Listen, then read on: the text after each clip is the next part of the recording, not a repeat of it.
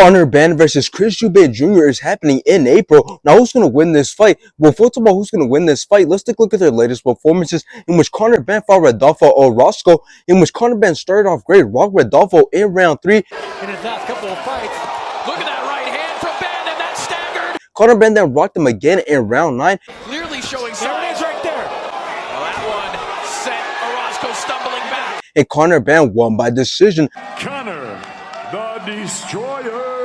And after this, Conor Benn went to fight Peter Dobson, in which Conor Benn started out very fast, landed some great combinations, took control of the whole entire fight, and Conor Benn won by decision. Conor, the Destroyer. Let's take a look at Chris Eubank Jr.'s latest performances, in which he fought Liam Smith for a second time, in which Chris Eubank Jr. dropped Liam Smith in round 4. Oh, good shots. Chris Eubank Jr. then dropped Liam Smith once again. Trying to choke down with that right, and that Smith just firing back off the ropes, and down he goes. Chris Eubank Jr. then put more punishment on Liam Smith and the rest enough and stopped the fight in round 10. Eubank chopping down with the right. Smith trying to stay out of the way. After this, Chris Eubank Jr. wanted to fight Camille Sharameta, in which Chris Eubank Jr. dropped Camille Sharameta in round 1. Yeah, sharp. Chris Eubank Jr. then dropped him again in round 6. Not a lot of head movement there.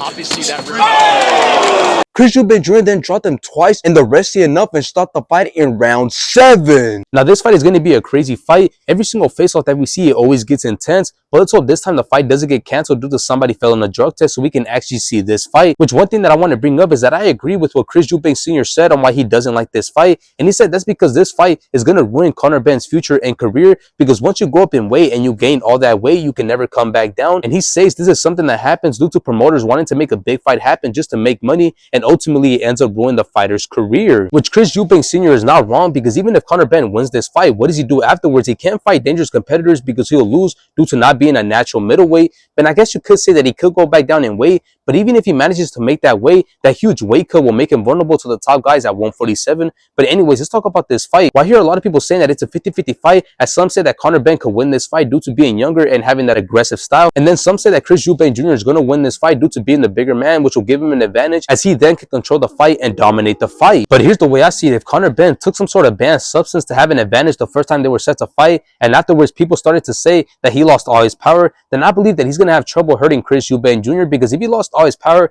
then how is he supposed to perform at a much higher weight against a bigger guy? So I got Chris Eubank Jr. beating Conor Benn.